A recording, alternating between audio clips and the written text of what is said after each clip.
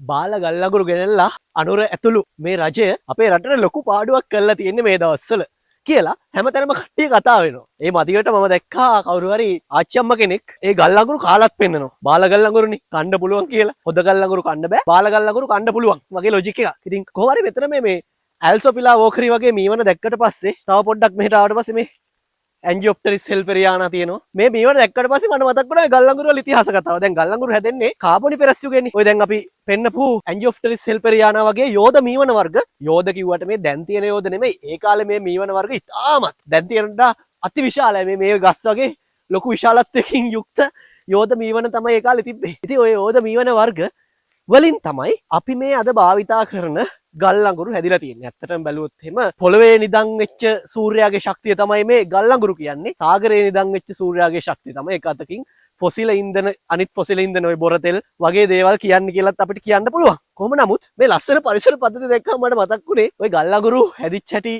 ගැනත් අපේ මිනිස්සු දැන් බාල ගල්ලඟුරු කියලා බනිද්දි අපේ මිනිස්සු මේ දේවල් ගැන දැනගෙන ඉන්න ඕනි නේ කියන එක. ඒ හැර මට මේ කිසිම දේශපාලන පක්ෂයකට පක්ෂපාතීව කතා කරන්න කිසිම අවශ්‍යතාවයක් නැහැ. මම කරන්නේ මගේ යුතුකම මං වගේම මගේ පන්තියේ ඔයාලවත් දැනුවත් කරන එක. දැනුමින් සන්නද්ධ කරන එක. ඒ නිසා බයියන්ටයි ටොයියන්ටයි ඩෝබිලටයි හැමෝටම මේ පරිච්ඡේදය වැදගත්. ඒ නිසා එයාලව මෙන්ෂන් කරන්න, එයාලට බලන්න මේ වීඩියෝ එක අනිවාර්යයෙන් ෂෙයා කරන්න. අපි මේකේ කතා කරන්නේ මෙන්න මේ අපේ ඉදිරියේ තියෙන මේ වගේ මීවන. මේ වගේ මීවන නෙමෙයි, ඒ කාලේ මේ වගේ මීවනත් අති සුවිශාලව වෙයිලා තිබ්බා. ඉතින් මේ වගේ මීවන වලින් කොහොමද ඔය කාබොනිෆෙරස් යුගයේ එහෙම නැත්නම් මීට අවුරුදු මිලියන 300කට 350කට විතර කලින් කාලෙක කොහොමද ගල්ලඟුරු හැදුනේ කියලායි අපි කතා කරන්න හදන්නේ. එතකොට ඒ කාලේ මෙහෙම තමයි අපිට මීවන ශාක දිහා බලන්න වෙලා තියෙන්නේ. කියන්නේ එච්චර උස අඩි 100 200 උසට වැවිච්ච මේ දැන් කාලේ පොඩි මීවන ශාක කියලා හඳුන්වන්නේ ඒ කාලේ ඒ වගේ උසට හැදිලා තියෙනවා අවුරුදු මිලියන 300කට කලින්. එහෙනම් ගල්ලඟුරු හැදීම කියන එක මම පළවෙනි පියවර විදිහට කියන්නම්. ඔය අවුරුදු මිලියන 300කට විතර කලින් ඔය තියෙන ශාක ද්‍රව්‍ය තැම්පත් වෙනවා ජලය යට. එහෙම නැත්නම් පොළොව යට. ඒ වගුරු බිම් ආශ්‍රිතව තියෙන ලොකු මීවන වනාන්තර වලින් ඒ වනාන්තර ටික පොළොව යට තැම්පත් වෙනවා. දැන් ඔක වෙන්නේ කාබොනිෆෙරස් යුගයේ. ඔය කාලේ දැන් පොළොව යටට ගියාට පස්සේ පොළොව යට දැන් ගන්නවා දෙයක් දිරන්න නම් ශුද්‍රජීවී ක්‍රියාකාරීත්වය අත්‍යවශ්‍යයිනේ. ශුද්‍රජීවීන්ට වැඩ කරන්න නම් ඔක්සිජන් ඕනේ. හැබැයි පොළොව යට ඔක්සිජන් නැහැ. ඒ නිසා පොළොව යටදී මේවා අර පොළොවේ තියෙන තෙරපුමත් එක්කලා ඔක්සිජනුත් නැතිකම නිසා පීට් කියලා ද්‍රව්‍යයක් බවට මේ ශාක කොටස් පත් වෙනවා. දිරන්නේ පීට් බවට පත් වෙනවා. දැන් මිත්‍රනේ පීට් නිකන් තියෙන්නේ කාලයක් යනකොට ඕක උඩින් තව රොන් මඩ වැලි වගේ විවිධ දේවල් අපි කියනවාට අවසාදනය වෙනවා කියලා අවසාදිත වර්ග තැම්පත් වෙනවා ඔය පීට් ස්තරය උඩින්. එතකොට මොකද වෙන්නේ? ඔය පොළවේ තියෙන භූතාපය ඊට පස්සේ පීඩනයත් එක්කලා මේකේ තියෙන ජල ප්‍රමාණය අයින් වෙලා ගිහිල්ලා අන්තිමට කාබන් බහුල සංඝටකයක් බවට මේ පීට් පත් වෙනවා. එහෙම නැත්නම් කාබන් බහුල දෙයක් තමයි ඉතුරු වෙන්නේ. මම ඒකට කාබන් බහුල දෙයක් කිව්වේ ඒක තාම ගල්ලඟුරු වෙලා නැති හින්දා. ඊට පස්සේ මොකද වෙන්නේ? ඔන්න කාලයත් එක්ක ওই විදිහට ඔය අධික පීඩනය පොළොව යට තියෙන අධික පීඩනය අධික භූතාපය නිසා ගල්ලඟුරු නිර්මාණය වෙනවා. මේ ගල්ලඟුරු කොටස් 4කට අපිට බෙදා ගන්න පුළුවන්. ඔන්න ඔය කොටස් 4 තමයි අපි ඔය කියන බාල ගල්ලඟුරුත් තියෙන්නේ. මේකෙදි හැදෙන ගල්ලඟුරු වලින් බාලම ගල්ලඟුරු වර්ගය තමයි ලිග්නයිට් කියන්නේ. ඔය ලිග්නයිට් වලින් ලබා ගන්න පුළුවන් තාපය ගොඩක් අඩුයි. තාපය ගොඩක් අඩු තාපයක් තමයි ලබා ගන්න පුළුවන්. ඊට පස්සේ හැදෙනවා සබ්බිටුමිනස්. ඒක අර බාලමකට වඩා පොඩ්ඩක් හොඳයි. හැබැයි ඒකත් බාලයි. ඒකේ ලැබෙන තාපය අර ලිග්නයිට් වලට වඩා වැඩි තාපයක්. හැබැයි බිටුමිනස් වලට වඩා ටිකක් අඩු තාපයක්. ඊට පස්සේ තමයි බිටුමිනස් කියන ගල්ලඟුරු වර්ගය. ඒක තමයි ලෝකේ බහුලවම ඔය නොරොච්චෝලේ වගේ බලාකාර වලට උනත් සෙට් වෙන්නේ. එහෙම නැත්නම් බහුලවම ලෝකේ භාවිතා වෙන්නේ බිටුමිනස් කියන ගල්ලඟුරු වර්ගය. ඊට පස්සේ ඔය ගල්ලඟුරු වලින් වැඩිම තාපයක් ලබා දෙන්නේ ඇන්ත්‍රසයිට් කියන ගල්ලඟුරු වර්ගය. මේක ඉතාමත් ශක්තිමත්. ඒ වගේම තමයි සාමාන්‍ය කාබන් ප්‍රතිශතය 90%ක විතර කාබන් ප්‍රතිශතයක් තියෙනවා. ඒ නිසා ලොකු තාප ප්‍රමාණයක් ලබා ගන්න පුළුවන් මේ ඇන්ත්‍රසයිට් වලින්. ඉතින් මිත්‍රෝනි බාල ගල්ලඟුරු ගෙන්නන්න වැරදි පුද්ගලයෝ ඇති. හැබැයි බාල ගල්ලඟුරු හදන්නේ ඒකට වැරදිකාරයා නම් මේ ගෙන්නපු කට්ටිය නෙවෙයි. අපි ගෙන්නපු කට්ටිය ගැන කතා නොකරමු. අපි ගල්ලඟුරු ගැන කතා කරන්නේ. ඔය බාල ගල්ලඟුරු කියන්නේ ජල ප්‍රතිශතය වැඩි. ඒ වගේම හරියට කාලයක් තිස්සේ හරියට ප්‍රෙෂර් එකක් ලැබෙන්නේ නැතුව, හරි පීඩනයක් ලැබෙන්නේ නැතුව ජල ප්‍රතිශතය වැඩි වෙලා ඊට පස්සේ අර පිටින් එන අපද්‍රව්‍ය ප්‍රමාණය, පිටින් ඇවිල්ලා තිබ්බ අපද්‍රව්‍ය ප්‍රමාණය වැඩි. ඒ වගේම කාබන් ප්‍රතිශතය අඩු ගල්ලඟුරු තමයි අපි බාල ගල්ලඟුරු කියලා හඳුන්වන්නේ. එහෙනම් ඉතින් මේ බාල ගල්ලඟුරු හැදෙන්න හේතුව තමයි අර පොළොව යට අවශ්‍ය තරම් කාලයක් තියෙන්නේ නැතුව ඉක්මනින් ඇතුලේ ගොඩක් කල් කියන්නේ අවශ්‍ය කාලය ඇතුලේ තියාගන්න නැතුව ඉක්මනින් එළියට ගත්තට පස්සේ හරියට ගල්ලඟුරුණත් හැදෙන්නේ නැහැ. අපි කියවනේ අර මුලින්ම තැම්පත් වෙලා හැදෙන ස්තරේ පීට් කියලා. ඔය පීට් මත අවුරුදු මිලියනයක්වත් අඩුම ගානේ හොඳ ප්‍රෙෂර් එකක් තියෙන්න ඕනි. ගොඩක් කල් පොළොව ඇතුලේ හොඳ පීඩනයක් යටතේ හොඳ තාපයක් යටතේ තියෙන්න ඕනි. එහෙම නොවුනොත් තමයි ඔය ලිග්නයිට් කියන එක. එහෙම නැත්නම් බාල ගල්ලඟුරු කියන එක හැදෙන්නේ. අර අපි දියමන්ති ගැන කතා කරන්නේ දියමන්ති ගැන. ඒ වගේ තමයි ගල්ලඟුරුටත් හොඳ ප්‍රෙෂර් එකක් ඕනි. හොඳ ලොකු භූමිකම්පාවක් කියලා අර තියෙන මීවන ස්තරය ඒ පරණාංගයේ ලොකු ශාක ඔක්කොම පොළොව යටට ගිහිල්ලා ගිලා බහැලා හොඳට ප්‍රෙෂර් උනොත් එහෙම තමයි අර ඇන්ත්‍රසයිට් වගේ හොඳ මට්ටමේ ගල් අඟුරු වර්ග හොඳ ප්‍රෙෂර් එකක් යට තමයි නිර්මාණය වෙන්නේ. එහෙම නැත්නම් තමයි ওই ගල් අඟුරු බාල වෙන්නේ. දැන් ඔය ලිග්නයිට් වගේ බාලා ගල් අඟුරක් ගත්තොත් 70%ක් 70%ක්ම තියෙන්නේ ජල වාෂ්ප. ඊට පස්සේ සල්ෆර් වගේ අකාබනික සංයෝග ඕවා තියෙනවා කියන්නේ ගල් අඟුරු බාලයි වගේම තමයි. ඒවා දහනය කරොත් හරියට දහනයක් වෙන්නෙත් නැහැ. ලොකු තාපයක් ලබා ගන්නත් බෑ. ඒ වගේම තමයි මැෂින් එහෙමත් කැඩෙන්න පුළුවන්. පරිසරයට හොඳත් නැහැ. ඒ නිසා බාලා ගල් අඟුරු කියන්නේ ඇත්තටම හොඳ නැති දෙයක්. හොඳ ඇන්ත්‍රසයිට් හරි ඇන්ත්‍රසයිට් වලට වඩා බිටුමිනස් වගේ ගල් අඟුරු එකක්වත් භාවිතා කරොත් තමයි පරිසරයටත් හොඳ ශක්තියක් තාප ශක්තියක් ලබා ගන්නත් හැකියාව තියෙන්නේ. එතකොට කොයි වගේද මේකේ මේ ගල් අඟුරු වල බාල වෙන්න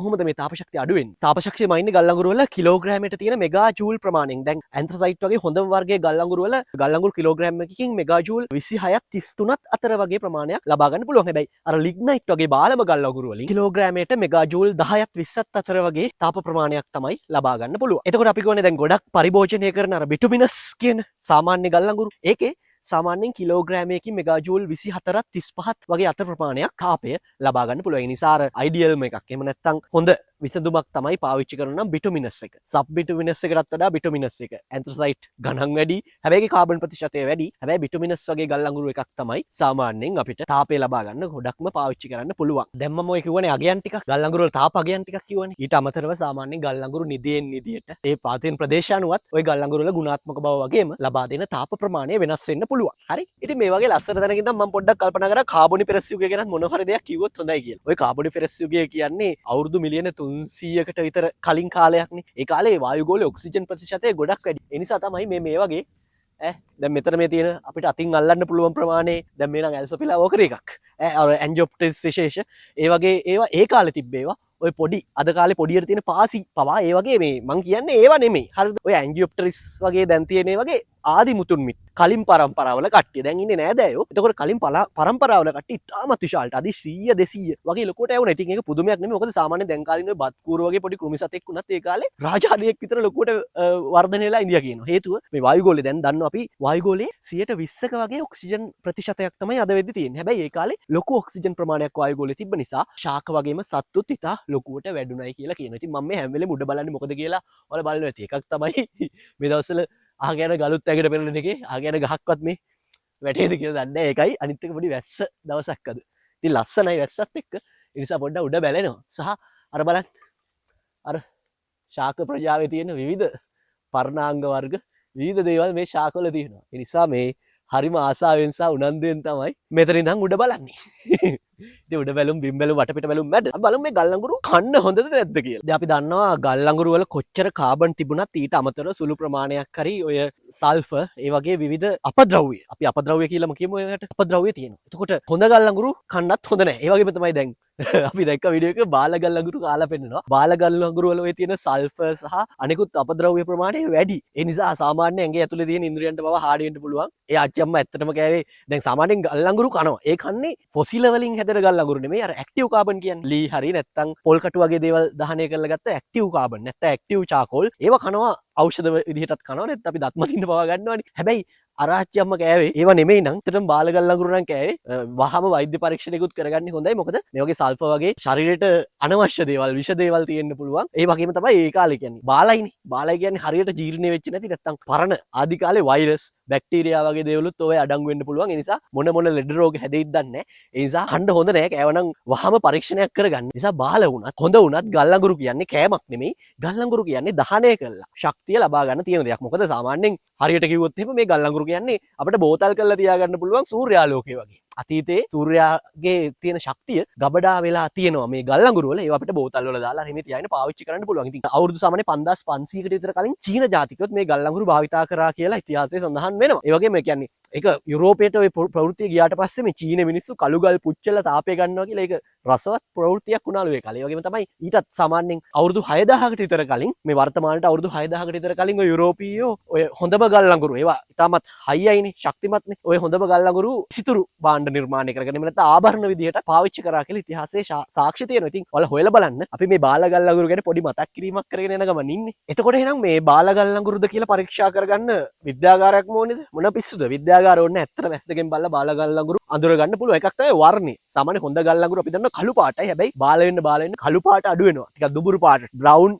චාකෝල් බවට ඕක පත් වෙනවා. එතකොට පාටෙන් අඳුර ගන්න පුළුවන්. ඒක තමයි දෘಢතාවය. මෙයාගේ මේ හයිය හොඳ ගල් අඟුරු ගොඩක් හයිය. දැන් පොළවේ ගැහුවොත් එමේ නිකන් වීදුරුවක් බින්දනවා වගේ දෘಢ දාර සහිතව තමයි මෙයා බින්දලා යන්නේ. හැබැයි බාල ගල් අඟුරු එහෙම වෙන්නේ නැහැ. ඒ වගේම තමයි වේලෙන්න තිබ්බොත් එහෙම මේ බාල ගල් අඟුරු නම් ඉක්මනට පොඩි පොඩි කෑලි වලට කැඩෙනවා. මොකද එයාගේ අපි දන්නවා ජලය වැඩිනේ. ඔය ජලය අයින් වුණාට පස්සේ ඕක පොඩි පොඩි කෑලි වලට කැඩෙනවා. ඕන්නම් ගිනි තියලා බැලුවොත් එහෙම බාල ගල් අඟුරු වලින් එන දුම් ප්‍රමාණය වැඩි. සල්ෆර් වගේ දේවල් තියෙන නිසා පොඩි ගඳකුත් තියෙනවා. ඒ වගේම ලොකු අලු ප්‍රමාණයකුත් ඉතුරු වෙනවා. හැබැයි හොඳ ගල් අඟුරු එහෙම නැහැ. හොඳ තාපයක් ලබා ගන්න පුළුවන් අඩු දුමක් එක්කලා. ඉතින් ඔය දේවල් අපිට සාමාන්‍යයෙන් කරලා බලන්න පුළුවන් දේවල්. එහෙම නැත්නම් අපිට පුළුවන් ඔය ගල් අඟුරු ඔයාලා අහලා තියෙන කැලරි මීටර් එක කියන එක සාමාන්‍ය ඔය අපි සාමාන්‍ය පෙළ කරද්දි කට්ටිය තාපය මයින් හදාගන්න කැලරි මීටර්ස් මේ O level science වලට තියෙන ඉතින් ඒක පොඩි ළමයි දන්න දෙයක්. ඉතින් පුතේ දුවේ ඔය කැලරි මීටරයක් පාවිච්චි කරලා ගල් අඟුරු ටිකක් දහනය කරලා ඒ ගල් අඟුරු වලින් පිටවන තාප ශක්තිය මැනගත්තොත් අපිට සංසන්දනය කරොත් ගල් අඟුරු සාම්පල් දෙකක් වැඩි තාපයක් පිට වෙන එක හොඳ ගල් අඟුරු විදිහටත් අඩු තාපයක් ලබා දෙන එක බාල ගල් අඟුරු විදිහටත් අපිට විද්‍යාත්මකව පරීක්ෂා කරලා අඳුර ගන්නත් පුළුවන්. ඒ වගේම